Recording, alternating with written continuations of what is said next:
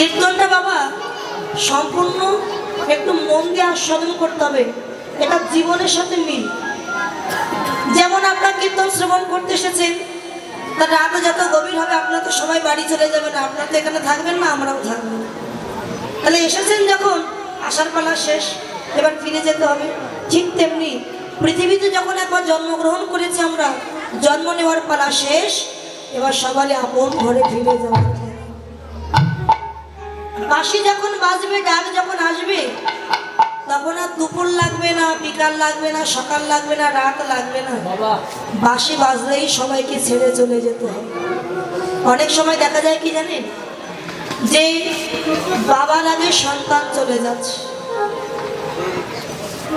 যে সন্তান বাবার মৃতদেহ কাঁধে করে নিয়ে যাবে শ্মশানে, সেই বাবা কিনা সন্তানের দেহ কাঁধে করে নিয়ে যাচ্ছে। বাবা, এর মতো বেদনা, এর মতো কষ্ট কি জগতে আর কিছু আছে?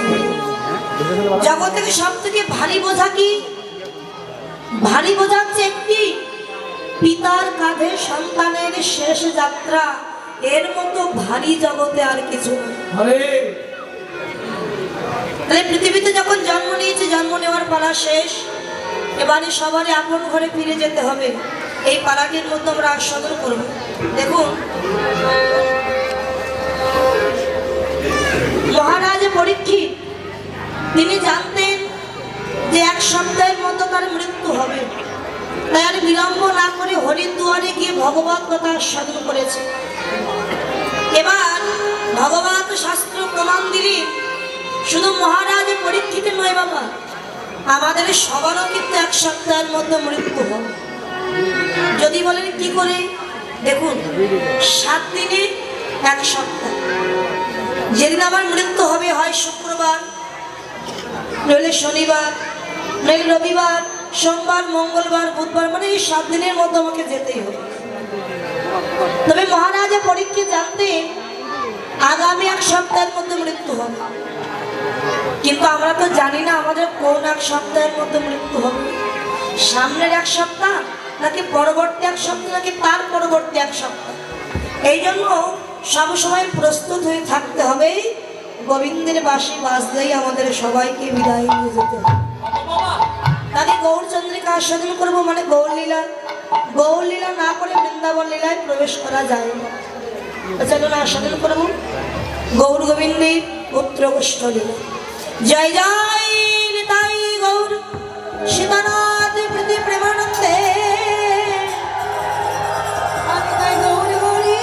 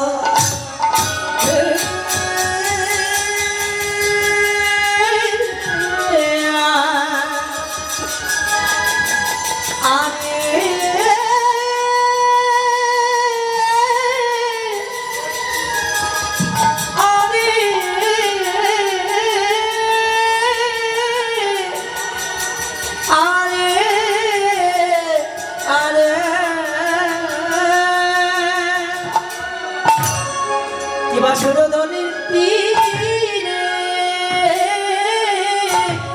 আমার গোড়া গোড়া ওগে প্রভু রে আমার কিনা আয়া আয়া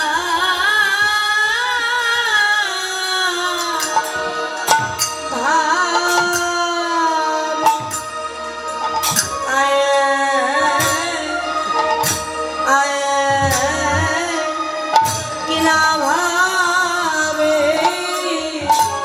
ও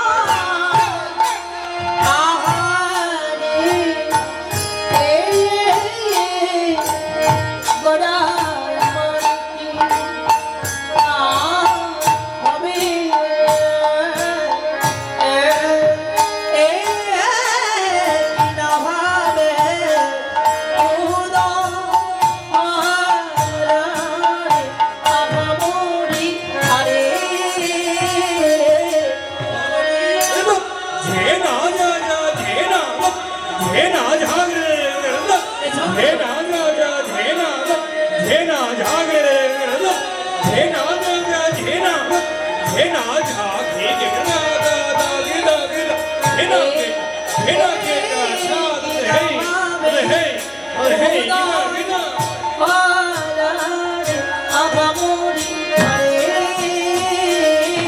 মরিয়া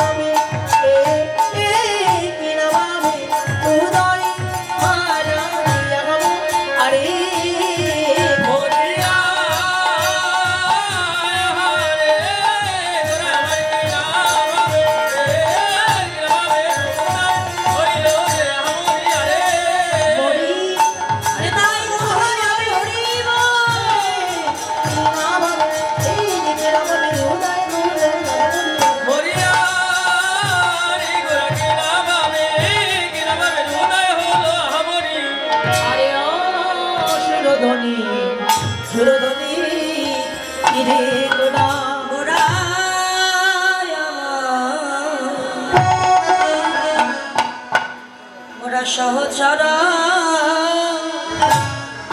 গণ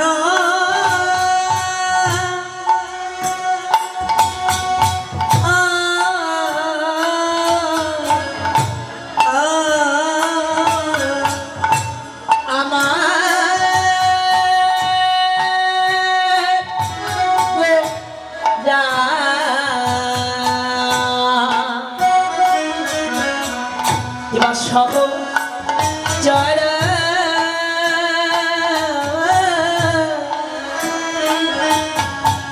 সহচর গণ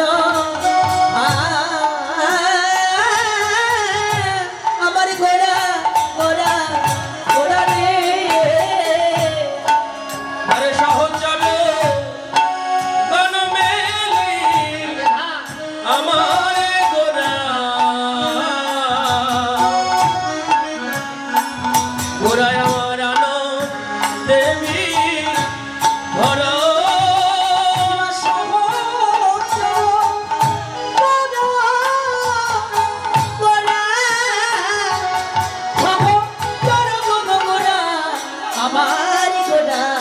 আজি আনা দেবী ভব আজ বিভোরে যে হলো রে বিভোরে যে হলো রে বিভোরে যে হলো রে আমার বিভোরে যে হলো রে ওই না সহচর গণ মেলি গোরা বিভোর হলো রে ওই না সহচর গণ বিভোর হলো রে ভালো হবে না কেন ভালো হবে না কেন ওরে যেই গৌর সেই কৃষ্ণ হবে না কেন ওরে জয় গৌর সেই কৃষ্ণ হবে না কেন বা এই যে মাখামাখি দেহ এই যে বিদায় গৌর হরি হরি এই যে মাখামাখি দেহ জানে না তো কেহ মাখামাখি দেহ ওরে জানে না তো কেহ মাখামাখি দেহ জানে না তো কেহ মাখামাখি দেহ একবারে যাই দাও যাই দাও যাই দাও যাই দাও জয় দাও জয় দাও জয় দিতে বলছে ওমা মহাপ্রভু বলছে জয় দাও জয় দাও বন্ধ করুন মায়েরা উলুধ্বনি বাবারা হরিধ্বনি দেবেন দেখুন আপনারা হয়তো ভাবছেন হাত তুলতে লজ্জা করছে আমি যদি হাত তুলি অন্যজন থেকে আমাকে দেখে ঠাট্টা করি আচ্ছা এখানে সবাই যদি হাত তোলে তাহলে কে লজ্জা থাকবে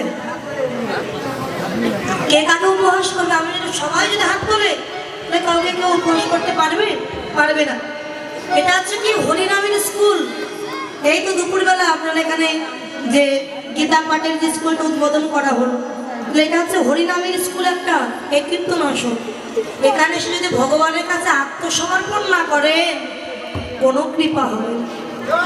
দ্রৌপদী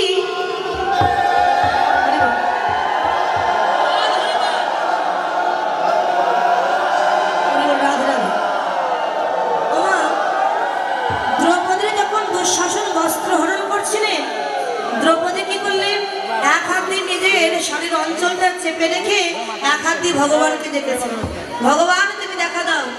ভগবান তখন মৃদু হেসে মনে মনে বললেন, দ্রৌপদী আমার উপর তোমার সম্পূর্ণ বিশ্বাস এখনো হয়নি। তুমি ভাবছো দুই হাত তুলে ডাকলে দুঃশাসন যদি তোমার বস্ত্র হরণ করে নেয়, তা যতক্ষণ আমার চরণে আত্মনিবেদন না করবে, সম্পূর্ণ নিবেদন না হবে, ততক্ষণ আমি তোমায় কৃপা করব না। তখন দ্রৌপদী সব ছেড়ে দুই হাত তুলে ভগবানকে ডেকেছিলেন। ভগবান কি বস্ত্র হরণ হতে দিয়েছিলেন মা? দেন, ভগবান রক্ষা করেছিলেন। তাই হরিনামের স্কুলে এসেই সবাই একটু ভগবানের চরণে আত্মনিবেদন করবো, দুটি বাহু উত্তোলন করে। একবার হরিবল হরিবল, একবার হরিবল হরিবল, ওরে হেমদণ্ড বাহু তুলে হরিবল হরিবল, হেমদণ্ড বাহু তুলে হরিবল হরিবল, হেমদণ্ড বাহু তুলে হরিবল হরিবল, হরি গেলে হবে না হরিবল হরিবল।